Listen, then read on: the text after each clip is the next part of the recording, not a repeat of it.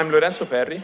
Good evening. I recently graduated from the AA, and I'm a co-founder of Plakat Platform, together with Maria Fedorchenko and Cosimo Ballestri. Today, we are going to explain our take on fast processes and architectural ideas through a series of projects done by the students, inspired by 6 unbuilt landmarks in Moscow, and more generally by the Russian world of visionary architecture. In 2013, we were asked to celebrate the figure of Lissitzky for a competition, designing something in Novosibirsk to interpret the constructivist ideals in a contemporary way. After being in the middle of nowhere for miles and miles along the Trans-Siberian route, when you get to Novosibirsk, it seems that you're finally plugging back to the real world. At the beginning of a perspective linking the railway station to the main theater, we decided to use a theoretic shape designed by Lissitzky, the Lenin Tribune. The former unbuilt project becomes a stage inclined at 45 degrees with a staircase on the front side that makes it entirely accessible and walkable. From the top, you can lean toward the surrounding square and the whole city. The entire tribune is then covered with 2 displays made of LED in order to allow the diffusion and representation of different informations with really surprising proportion. In particular, the front screen, the one that covers the steps, will be touchscreen, allowing a permanent interaction between the people who will climb the tribune and what is represented on it. The Lenin Tribune becomes a humanized space of events and relations, metaphorically and physically connected to the world. Surprisingly, 1 year later, we participated to another competition in Novosibirsk, related again to the constructivism. We were asked to design a contemplative monument next to the main theater, but we decided to create a space where, through different conditions, the spectacle, the public, and even the whole city were able to play and participate to the same show, as in the theoretical models of theaters imagined by the avant-gardes during the first decades of the 20th century. The theater is formed by a coil made of red steel, soaring in the air as the light ribbon, instantaneously frozen in the spiral shape of a frenetic hovering. A form that encloses the logic of motion, thus containing every other possible shape. An interrupted dynamism, leaning toward what is about to be. The section of the ribbon, composed by a pedestrian path and an adjacent staircase, generates a complex and multi-purpose system. A unique object, route, bleachers, tribune, and observatory, frames a square, an open filtered proscenium. It is a loop, where the walking viewers feed a stream of energy that surrounds and envelopes the stage through a motion ideally perpetual. Plakat is mainly about intuitions.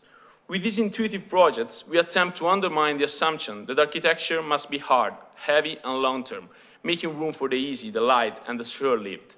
We see them as fast consolidations of valuable conceptions, options, and micro-truths that arise in the architectural creative process. Speed doesn't necessarily conflict with depth of meaning, in our opinion. It is often a medicine to prevent boredom and anxiety, an alarm clock to wake up from intellectual masturbation, and eventually visualize fresh and effective ideas. Maria.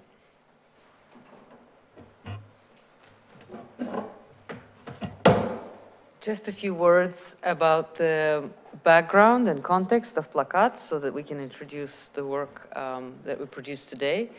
Plakat explicitly connects to the legacy of the visionary project and believes in the continued relevance of the visionary project today. And in doing that, obviously, we refer to streams of precedence of visionary works and understanding our place today as a kind of new avant-garde. But when it comes to treatment of precedent, we don't treat them preciously, we don't necessarily revere them, we can mutilate them and create a kind of variations and even kill them. So in a way, knowing who your friends and enemies are to construct your projects. The precedents themselves can enter the world of speculative propositions that we are supporting within Plakat. And the main medium is the provocation. And the provocation, as Lorenzo just mentioned, favors the effect, the speed, the impact over depth and rigor and hard work, I would say. The 4 parts of the provocations, as we've been defining, are the ones that basically parse an idea in the process of becoming without it necessarily being a full-fledged project, conveyed through the minimal packages of images, diagrams, drawings, and texts. The project builds upon the tradition of the cultural exchanges, and the visionary works have always included groups of people getting together, exchanging, sharing, and multiplying ideas, and we would like to continue that tradition in contemporary architectural culture. When it comes to Russian legacy that affects our work, it's in the name and it's also in our method. Both the plakat, which stands for the Russian propaganda poster, has inspired our work with regards to the images that convey very quickly a kind of an ideological thrust of an architectural idea. But also there's a deeper Russian connection with both the experimental tradition of Russian avant-garde, but also the continued generations of paper architecture, 30s, 50s, and 70s that inspire us on top of the Western visionary traditions. The plakat broadcasts these ideas that are in the process of entering a culture, and it primarily sees itself as a platform for releasing them into a public domain, streaming, if you will. Lorenzo?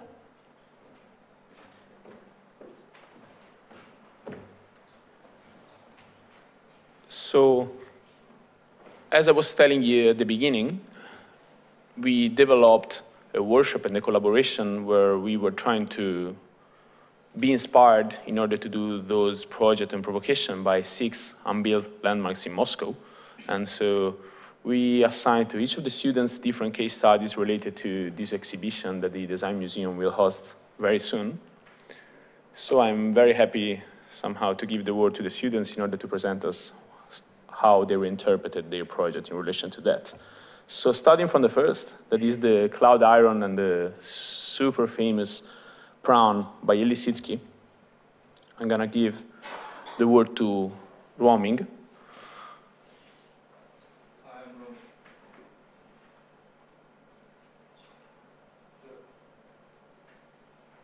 So compared to a skyscraper tower, and Lisitsky's horizontal cloud iron hinted a connecting and non-hierarchical urban texture, and it can be a cure towards a more contemporary issue.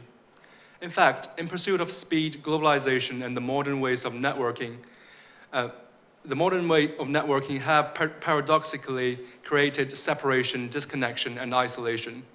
By linking a diagram of dynamic networking and Lisitsky's prong approach, the cloud iron is extended, layered, clustered, interconnected, and merged with infrastructure. It continues to solidify and disperse, interweaving urban function with continuous circulation. Uneven distribution of labor and resources along lines of infrastructure, community separated by the modernist way of networking, and extreme centralities disconnected from their immediate surrounding are common disease of isolation and that suffered by contemporary metropolis. So this is the provocation that I did.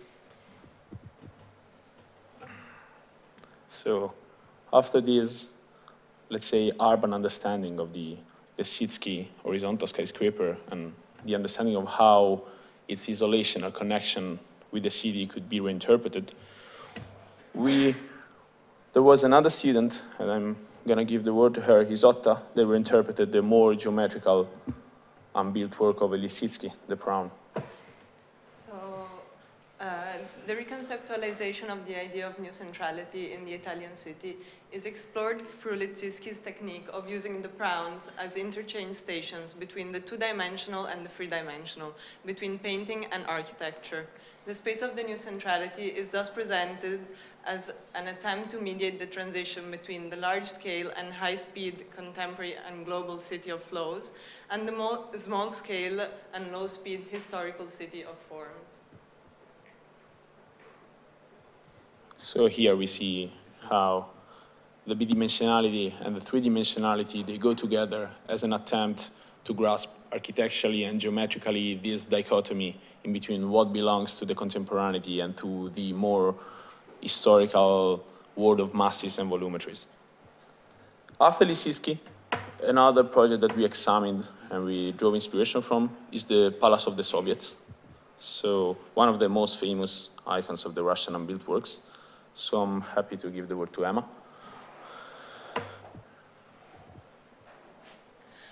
So the historical precedence that my provocation focuses on is the fact that when the palace of Soviets tried to physically manifest itself on the site of the previously destroyed Cathedral of Christ the Savior, sort of divine interference prevented it from doing so, resulting in a saga-like prevail of the demolished underdog.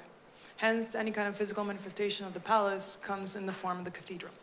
Exploring the notion of preservation through destruction, the two monuments of the shared site go through a series of transformations, one in the world of the imaginary, Celesta, and the other in the physical realm, Terra, exacerbating their respective conditions. The palace transforms following the notion of a monument without a physical form, while his physical counterparts adjust to more real contemporary changes of the site. This work, this provocation about the, yes. So focus on the bottom. No, but exactly. I think the top is great because somehow this provocation about the Palace of the Soviet highlights one of the main characteristic and features for us, like the irony that you can convey through this quick and fast visualization of ideas.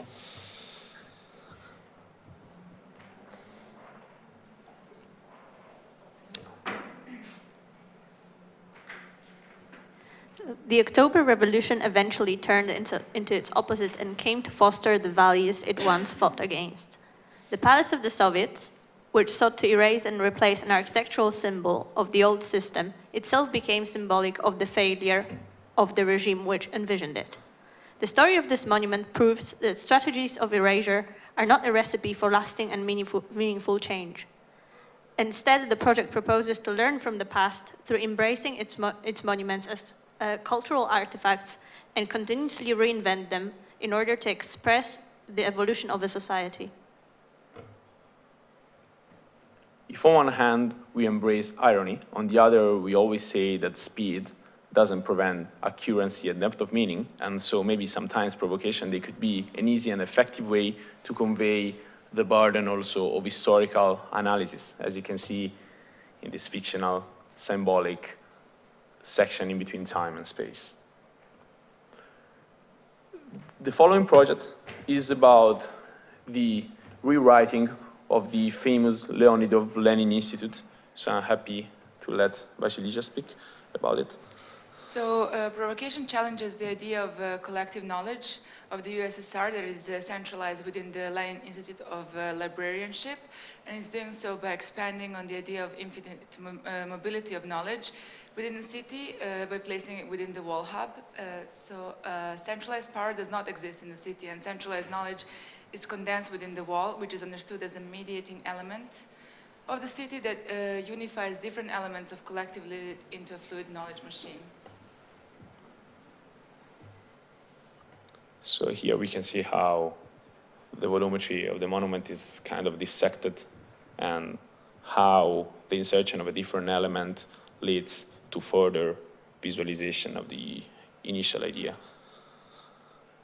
Then, the following project is about the health factory or health resort of Nikolai Sokolov.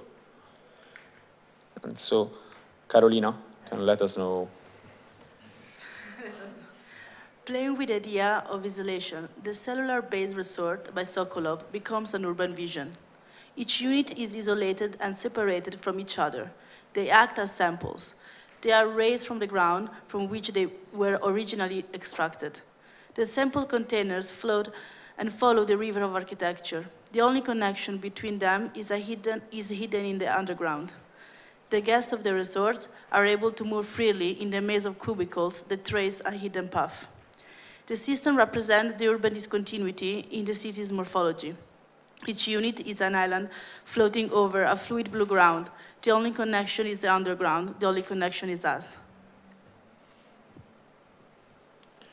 In this provocation, where it's clear the intention of sampling and distilling the urban environment, is clear the connection with one of the main features of the Plakat Platform, that is about creating an archive, a curational filter platform in order to store ideas. So this is the portals of assimilation. The productive rest and vitality was seen as a key rehabilitation element of the economy of the Soviet society in Sokolov's Health Factory project and the Green City project. So controlling versus freedom became the foundation of this factory of healing. It disperses flows of movement using mediating elements that branch off from the center kitchen tower. This creates two parallel juxtapositions of experiences. The Soviet research was combined with my studio project's investigation on portals to explore a series of connections and transitions that affect both our experience and movement. This field of connected pieces conglomerate into an institute that portrays the transition of the mental form of men. In here, what is evident is how in provocations you can operate with like striking and surprising passages of scale. So coming from a project that was focused on smaller units, we can talk about the bigger urban environment, understanding connections and keeping certain features and really rewriting them. As you can see, so with zooming in and with enlarged visions. The following project is one of the most famous competitions that happened in Russia.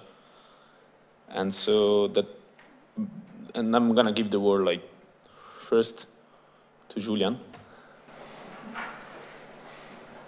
So the title is I Wish I Was There. It's an analogy between the city of Paris and the narco problem. So the 10-day drawing described the city under attack. One solution, stack and use the fragment of the existing buildings together into one large-scale house of the people. Again, the irony, one of the main weapons that we have, as I was saying before. Hi, so mine was titled The Tower of Inconsistencies and Mismatch. The Tower of Inconsistencies and Mismatch is a new reading of the Narcom Diaspora, the unbuilt Russian project that attracted 120 entries to its brief. Spanning between 12 to 24 floors, the multitude of proposals generated the project display of utopic avant-garde attitude at the time. The Tower of Inconsistencies incorporates a multitude of possibility of the site and presents a contained archive of indecisive architectural elements. And I'll briefly explain what my thesis this year is, takes the position that the nature of utopia is, so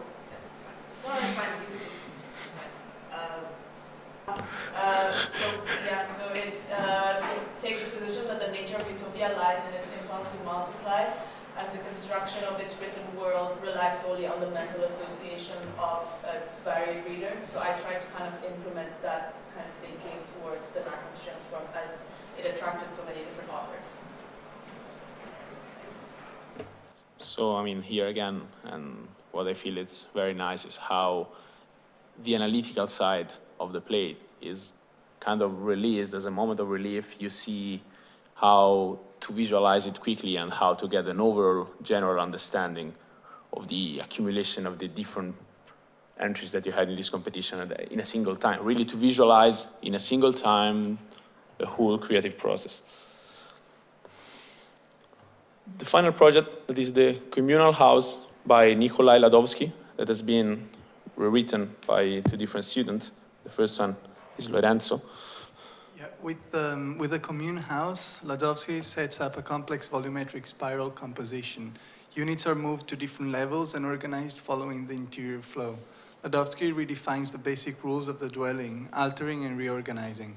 Abstracting from the housing program, but yet learning from his method of transformation, a flowing architectural spiral is created, altering the relation between architectural elements, such as the column and the vault. It is possible to redefine the square and the portico as urban elements. The spiral becomes a changing process of dismantling and reassembling our own history, an endless flow of transformation. Here you can see how geometry and graphics, propaganda and architecture are merged into something that really takes inspiration from the posters together with the means of Russian representation.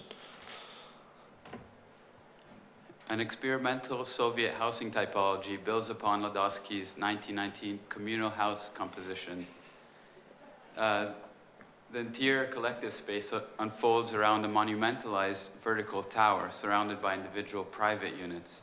Domestic arrangement, a dynamic arrangement of spiraling public corridors, bridges, and courtyards interconnect this void, challenging the threshold of the dwelling. As the units are reduced to a new minimum dimension, the relationship between private and public, individual and collective space gradually strengthens at the base of the tower, ultimately leading to a fully shared ground condition. And here, the route from architectural representation to propaganda posters is completed. You don't really see what is advertising, what is architecture, or well, you can get how advertisement could be a way of representing the architecture. So we hope that with this project somehow we were able to explain what the platform is about and somehow how we try to update the idea of conveying architectural ideas, how we have a mission about how somehow at the beginning we try to filter the ideas and projects, how we try to give them a format. So we always say that we have just one constraint. When you provoke, you can do whatever you want, you can talk about whatever you want. The only constraint, it should be about architecture, and it should be with basic, super understandable products, a text, an image, a diagram, and a drawing, because it needs to be quick, it needs to be easy, it needs to be bold. So you can see the format that we refer in order to explain quickly ideas. Then we stream, because we try to decide, it's a curatorial platform, so we try to decide stream of like knowledge and category in order to make these architectural projects fall into. So different briefs related to different aspects, both from the urban and architectural scale, pragmatic and conceptual realm.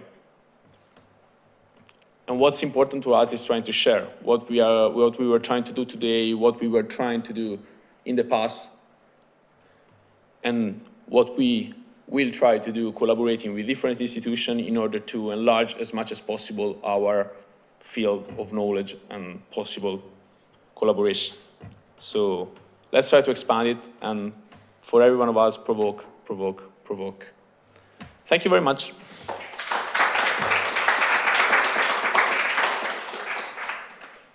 So I feel that. Maybe we just have a very informal discussion about the results, and especially we would like to hear from Eszter what she thinks about the work that we put forward. No, thank you so much for everyone for the presentation. It's incredible work that you pulled together in 2 days, and in response, it's very, very exciting for me to see all these different interpretations of the projects. I have a lot of questions, and it was really a lot of different projects, and we went through extremely quickly, and I fear that it's going to be a very short time to address all the different projects, and I'm not quite sure what is the best format to respond to them. But just to give you very briefly, so basically the exhibition at the Design Museum is to mark the 100-year anniversary of the October Revolution, and think about a city which was reimagining itself as the new capital in the aftermath of the revolution. And it's kind of a very turbulent and interesting times in terms of ideology and political shifts and changes, and in the different design and architecture that was born at this time. And for me, one thing that was quite interesting when I started to work with this, I rarely work with historical material. My field is very much in the contemporary, so it was even more interesting to look at the historical material and see how resonant all these ideas are with contemporary thinking, and the themes proposed by these architecture case studies that you're so familiar by now at the end of this 2-day workshop are actually talk to the most pressing design issues and questions that we are still tackling today, but also in terms of, you know, the language that is used in these projects is somehow, it feels so contemporary. And I'm sometimes unsure, you know, of course, this moment was very important in terms of creating a new language in contemporary architecture, but then of course there's the now avant-garde, which is going back to these images and take inspiration. And one thing that I'm kind of struck by, and you were talking a lot about architecture and propaganda and communicating through the architectural image.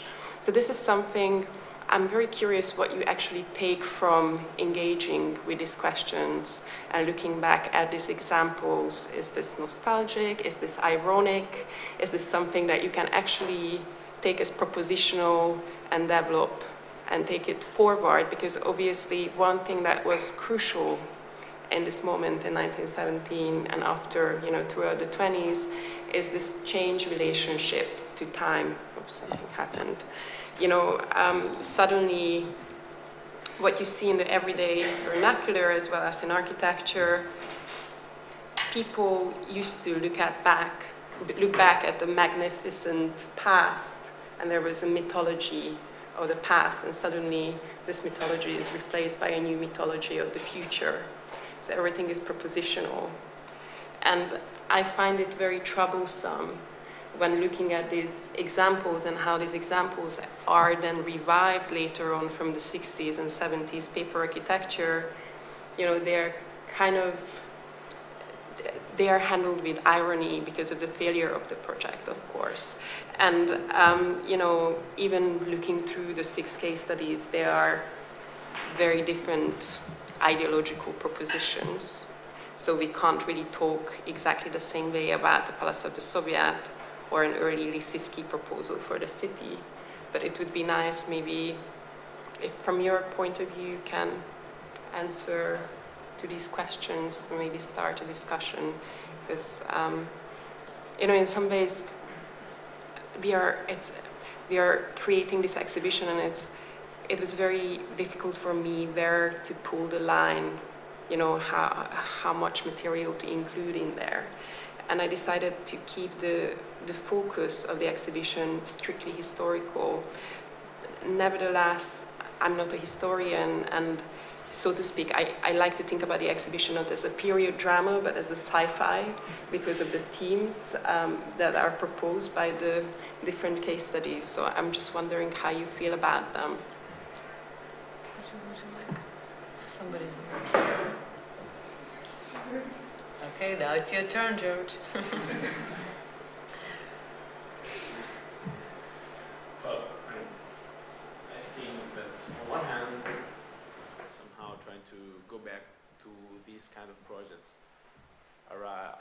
There is an issue that arises, and I really agree with you about being nostalgic or not, about understanding what we should do or what we should avoid to take from the past. But on the other hand, I think what is very important when we speak about propaganda, and the Russian visionary word really gives us a good chance to speak about it, because usually we are architects and we always try to sell our projects. That's the point. But every time you speak about selling and doing advertisement and propaganda, you are automatically associated with the idea of being commercial or being corporate, or somehow trying to remove depth and amount of meaning from a project. That is not true somehow, and the link with this kind of word, I think it highlights it very well, because there's a way of being wild, bold, and being kind of, concise, that actually makes a project stronger and, let's say, easier to be understood from a bigger audience, a bigger amount of people. And I think this is the main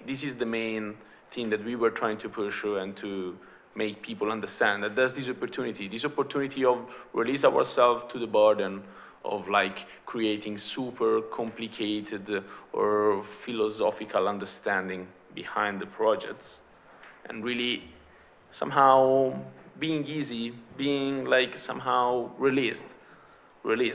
And I think this is the main relationship between the idea of creating propaganda posters and linking them to architectural ideas.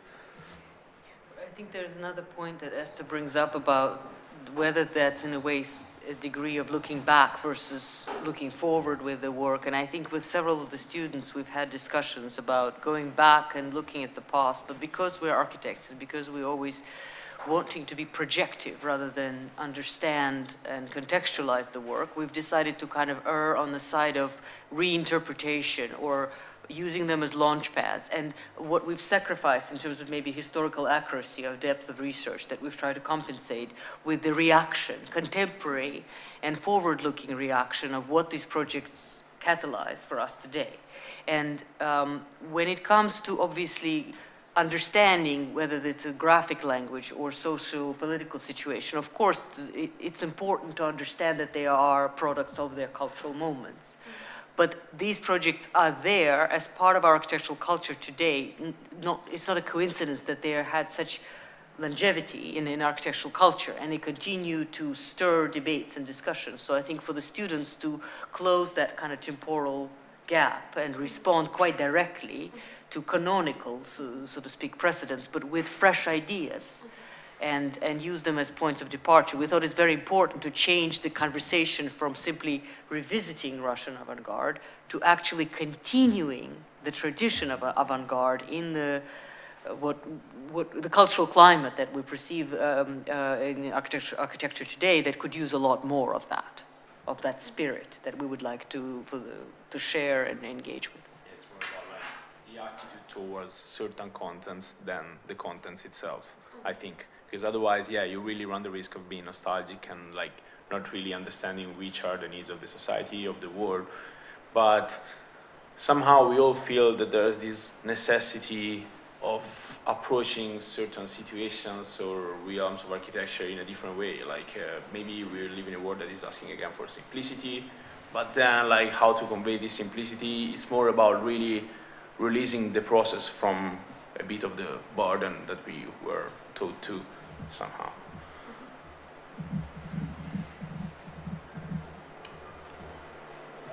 Would you like to say something? Why don't you comment from your point of view? Did you find it, some of you have discovered those case studies for the first time, some of you already knew the work well.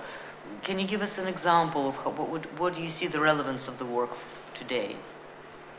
Would you like to say something? I mean, for me, sorry.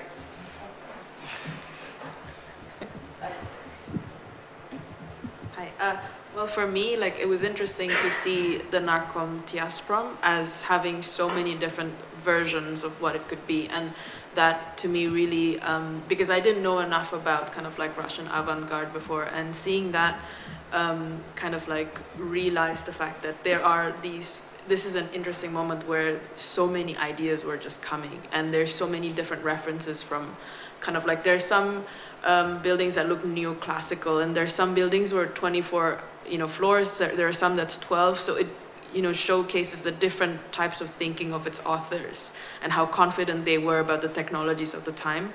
So it's like there's some uncertainties with and inconsistencies, as I put as my title, because they all kind of came up with like a really different version of the proposal. And I was really interested to kind of try and find the brief, because I couldn't find it anywhere online. Maybe it's in Russian, but to me that was quite fun to kind of look at.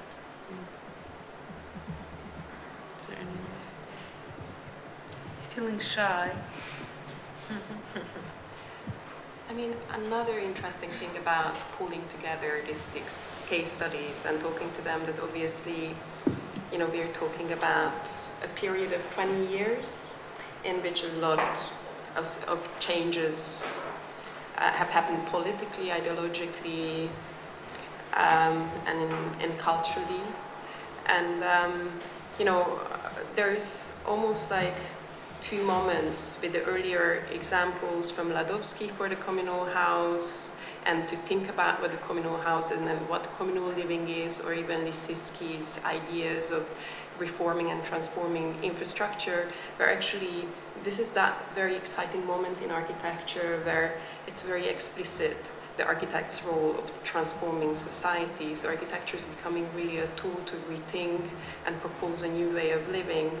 And the other side of this is perhaps the Narkom Tiasprom or the Palace of the Soviet, which were different kind of competitions.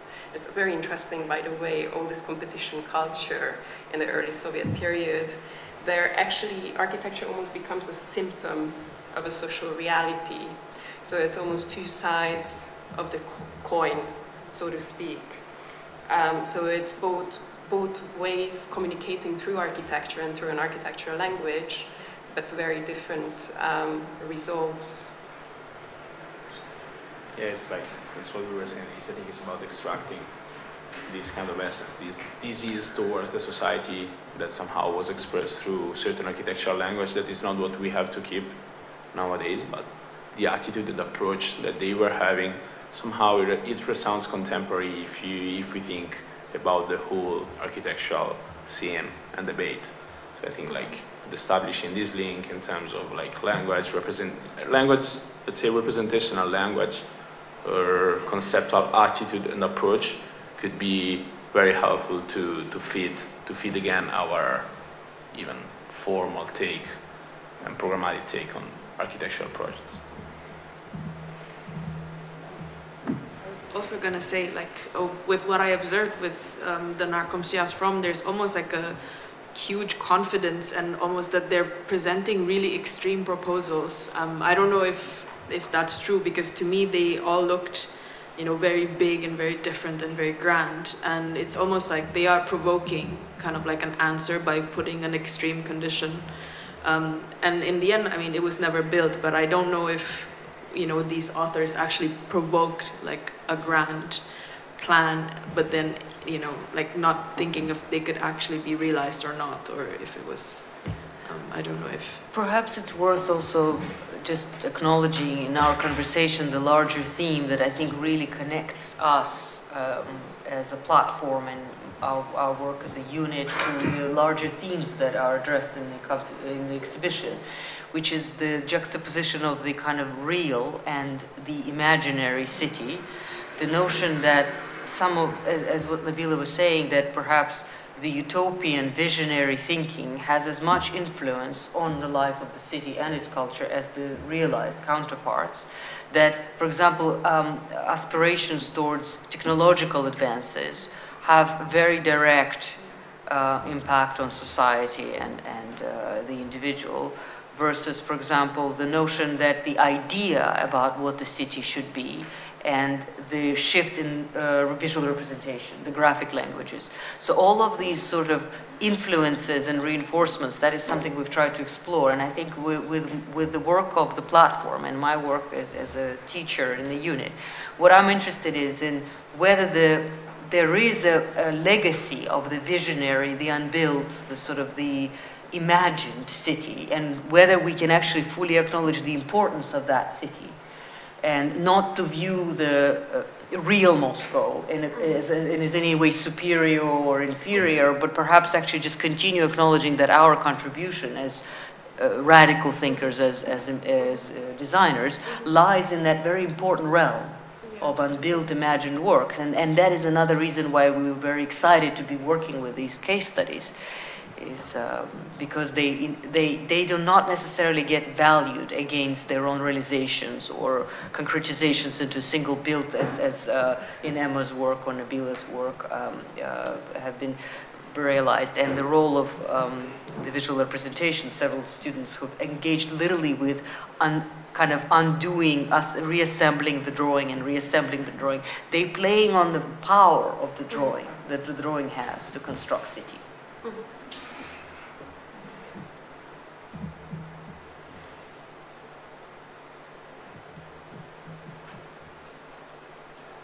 One consideration I would have is, I forgot exactly when, but it came up the idea that in a way these visionary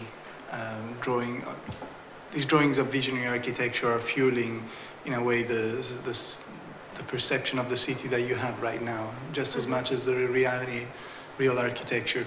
But I'm not sure, like in a way it's like either the chicken or the egg, no? Because in a way these visionary drawings were, if you want, product of a specific energy or ideal that was happening, if you want, in those years.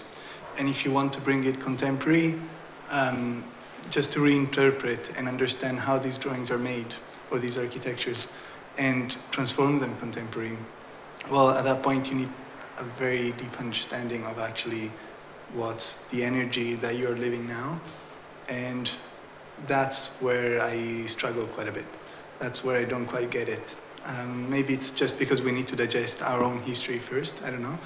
But in a way, maybe that's not just it. Maybe we just don't need to digest it. Maybe we're just living a moment of a little bit of confusion and understanding what side you need not to take, but like what exactly, how you position yourself or your culture and therefore your ideals, which means also your products. And your products will, of course, exactly, like fuel whatever you perceive of your own city, but maybe they're a product of something bigger behind, which I'm a little confused about at the moment. But it's, if you want the result of those drawings are the result of their time. I don't know.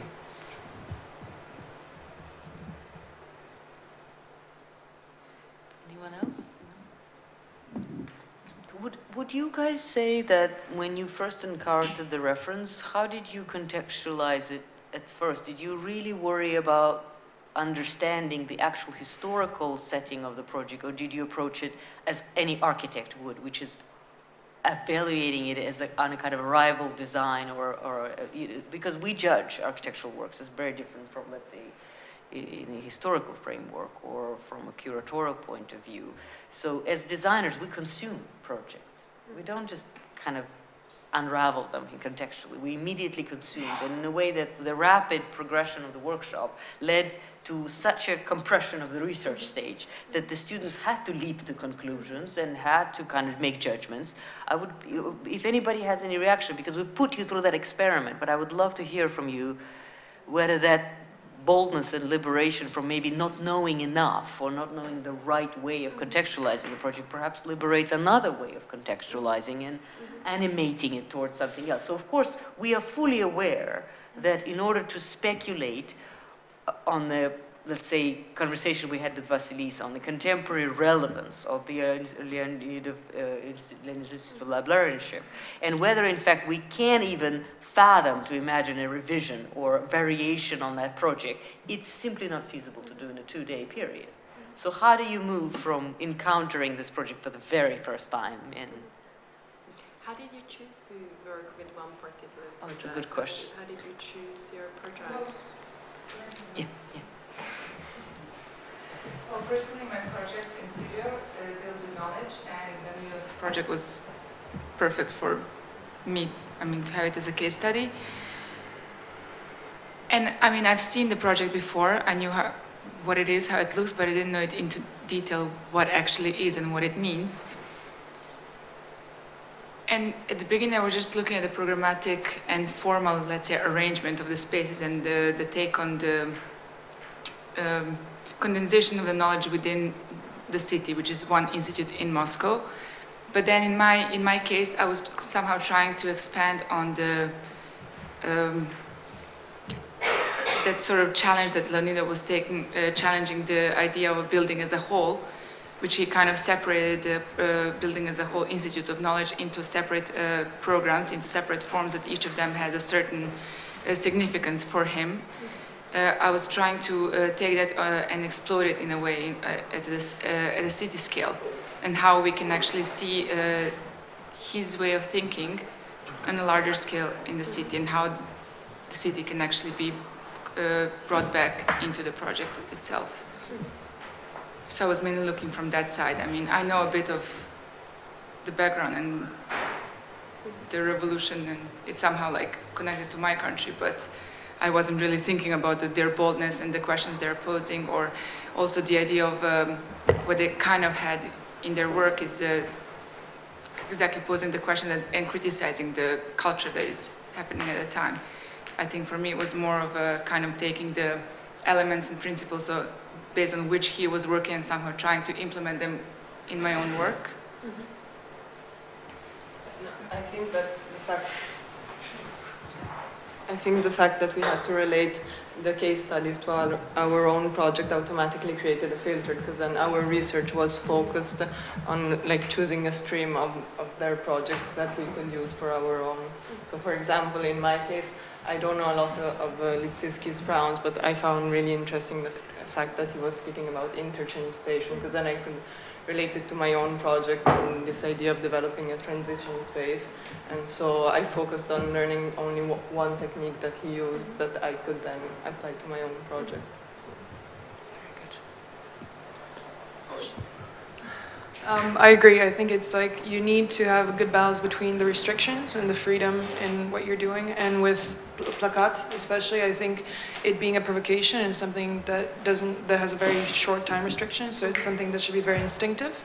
I think it's good not to have a lot of context about what you're doing, because automatically when you go through the historical precedents of what you're looking into, the projects, whatever it is, you're going to have kind of a gut reaction as to what is most interesting about it. And you're going to push that. And what's most interesting about it is, in the majority of the cases, going to be the most provocative kind of quality of it. But of course, you know, us all being students, we all try to kind of tie it to what we're doing. And I think, luckily, we all managed to do it in a way. But yeah, I mean, it wasn't hard to do, I feel, because all of the projects that we're dealing with have such a rich background and so many interesting, provocative things about them that it was very easy to tie them to some of our interests.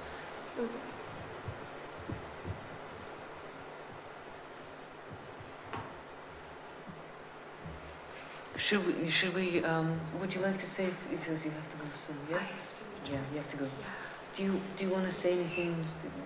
Final word? I don't think that there is a final There's word no final word. But maybe it would be just one last question. Basically, is to understand the status of a phantom and to understand the hard work that you've done with your team and the designers is to extend the project that isn't there, but to contextualize and relate it to other works and let it kind of create that continuity of it's not a question of original or copy. It's not a question of whether it's present or absent. It's a question of its influence, its connections, contexts. Is there any way that maybe we can just say that there is a commonality in the approach? Is a way we've pulled the project that we don't have or do not know fully into a continuum of ideas and concepts that are currently occupying their minds, and the more contemporary references perhaps. And so there's another way to perhaps to give a life to the cultural conversation that surrounds a project that in a way becomes irrelevant whether the original is there or not because of the connections that's been created. So I think that may be a beginning of a long-term conversation that we could be having. No, absolutely, and it's very interesting, you know, as you're talking to the project and you're saying that you relate through the filter of your own personal projects to these different case studies. For me, the exhibition actually in some ways has a similar approach, because we have these phantoms that we call the phantoms, which are actually real phantoms in a sense that we didn't bring the original drawings from Moscow, but we are working together with Kuma Vezi, a Berlin-based architecture studio, with whom we redeveloped the spatial experience in which these facsimiles are shown in different ways and kind of made present. But what's kind of interesting for me is really what we were talking about. This is a very exciting moment in terms of communicating through architecture and trying to reform society through architecture, but also how architecture is becoming so explicitly the sounding board of the different ideas, ideological thinking at a time, and, you know, of different kinds. And I think that for me, all these different case studies are just implicating different themes in the exhibition. So the exhibition actually moves, you will see, hope you will come. It's exciting, it's opening in 5 weeks, but it's moving on two levels. So one is about telling the architecture story and talking to this overall idea of a city which is imagined differently, actually, through each of these case studies. There are some overlaps and communication of these ideas, but there's also contrasts between these ideas and what they imply. And then there's also artworks and objects from everyday life that were designed, which actually respond to these larger themes implied by the architecture. So this is what you're saying. Actually, they are coming from the culture of their time, and they are reflected by, you know, they're reflected by all these different other dimensions of everyday life. So in the exhibition we have textiles, moving image, everyday use objects, paintings, graphics.